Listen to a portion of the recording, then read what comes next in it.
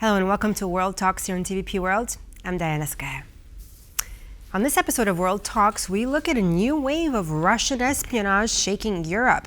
In Poland, the arrests of Igor R. and Irina R. have exposed operations involving intelligence gathering and even handling explosive devices. Investigators also say Russian handler Mikhail Mirgodorsky coordinated a 30-person sabotage network through encrypted telegram channels. Joining me now to discuss what this all signals and the scale and style of Russia's intelligence activity today is Andrzej Derlatka, former chief of the Polish Foreign Intelligence Agency. Andrzej, welcome to the program. I'm so glad you could join us to discuss the latest on a topic that is so important right now. Andrzej, first, let me dive right into it. Looking back to your time as acting head of the Foreign Intelligence Agency, and let's just compare it to what we are witnessing today in Russian espionage, hybrid warfare, and so on and so on. How do you think Russia's tactics have evolved? Of course, it is a huge change of situation because those times when I was in foreign intelligence, Russia was running a policy of detente and policy of closing to European Union. It was time that some politicians in Europe imagined that Russia will be member someday in NATO, for instance. So that was completely different times. Now we got open war against Ukraine and hidden war against countries who would support Ukraine in the war against Russia. We got plenty attacks in European countries against infrastructure, against some important buildings, some attacks also against railways. We stopped some of those attacks, and we have so far no victims in this regard. I am thinking that Poland is one of most important enemies for Russia, and establishment in Russia is treated as a huge contradictor. This is for instance, Putin named Poland in interview with very well-known interview with Tucker Carlson 34 times, and United States some 9 times, and it's mean that in his head Poland is still very important, much more than physical possibilities, power of Poland, etc. It means also that for Russians, very important is Polish soft power.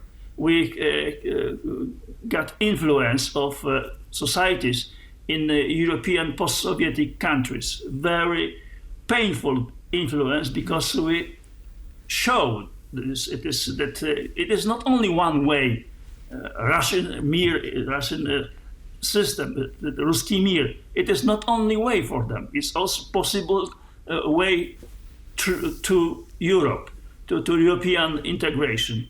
And societies in various countries are divided. For instance, in Belarus, half of society is for European integration. It is no secret that it's very difficult situation for Russia. From the other hand, in Poland are groups of Russian defectors, Russian oppositionists. And it is also very crucial for Putin to know what happened among them and what they plan, because it is an internal threat in Russia, because those people are thinking about Putin as an enemy, and they treat and make Russia free from Putinism. Andrzej, let me ask you this. I mean, we're talking about this now. Let me ask you about, of course, in Poland, the latest arrest of Igor R. and Irina R. I mean, what can you tell me about this? I mean, why you think their case is so significant for Poland's security services? Of course, it is very important because Russians are very active in Poland, and we got external signs of those activity, like sabotage, like some other attacks, but still we have to work very tough, very hard on finding out who is sent to Poland, who is making undercover work against our country.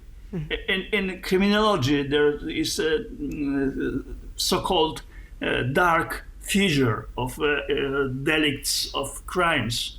And dark figure is something like 80% of all figure. We see only top of iceberg. This is a situation that we still ongoing work against those threats. And last informations about those uncovered Russian spies show that it is a very important threat to us. Andrzej, well, I mean, aside from them, I mean, let me ask you this. I mean, here we have a Russian handler, right, Mikhail Mirgorodsky, right? How is he able to run a 30-person, correct me if I'm wrong, a 30-person, right, spy and sabotage network through Telegram channels without detection for such a long time? I mean, we're talking about a group who's accused of, threats, arson, attempted, of course, trail derailments, coordinated, dangerous, operations. How can they go undetected for such a long time?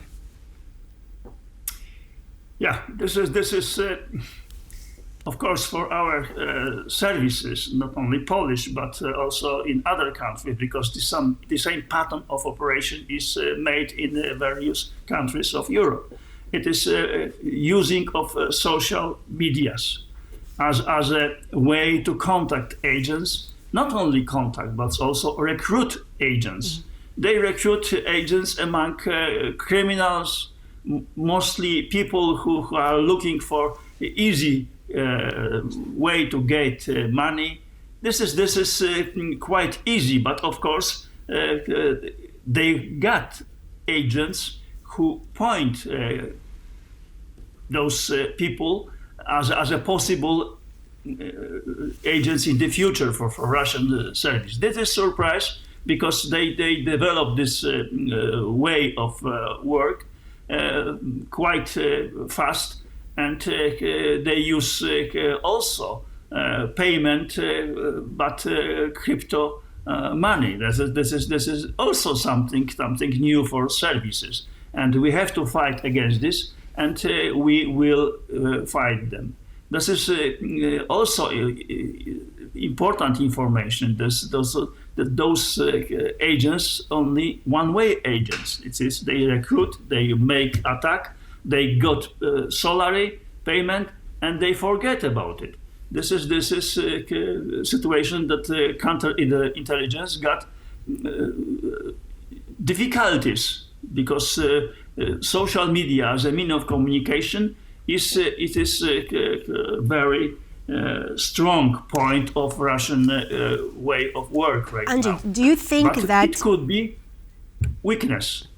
Do you think that Europe, Poland in particular as well, are ready to detect and disrupt future spy cells and spy networks like this? I mean, do you think that enough is being done, that Europe, including Poland, do you think that enough is being done to try? I know we're talking here about, if I can call it a poison, right? A poison coming in from Russia, right? Always able to conduct hybrid warfare and so on. I mean, or what else can be done? I mean, if you were to, or let me frame it to you this way.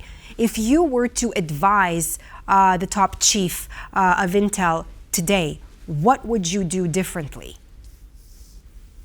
Of course, there are some possibilities to fight against those means. Not new, because they are well known, but not impossibility of European countries. But we can use them.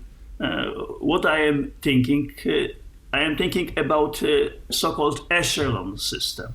Americans got it developed right now using artificial intelligence against in the past Soviet threats, subversion, diversion in the States and in other countries, a lie. There are so-called Five Eye Agreement, including Anglo-Saxon countries, telling simply, we can use this tool against Russian subversion work in Poland and in other places of Europe. It is very sophisticated tool, but from other hand, very delicate from political point of view, because those tool is using to control all talks or letters, emails in Europe, not only in one country, generally in Europe. It is.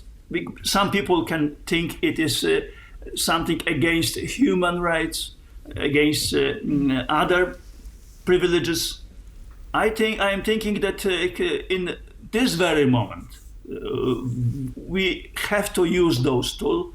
Of course, if Americans agree to share with us use of those tools. This is a way that we strong side of right now using means by Russians could be weakness of them, because we can control not only internet, GSM and etc., but also find out, for instance, voices, which voice is belonging to which person, etc. There are many things we can have from this tool, and it is a very moment to use this. It is a strong moment. Thank you so much, Andrzej Derlatka, former chief of Polish Foreign Intelligence Agency, for breaking it down for us here on World Talks this evening. Thanks for being with us. Thank you very much. And thank you for watching this edition of World Talks here on TVP World. I'm Skaya. See you next time.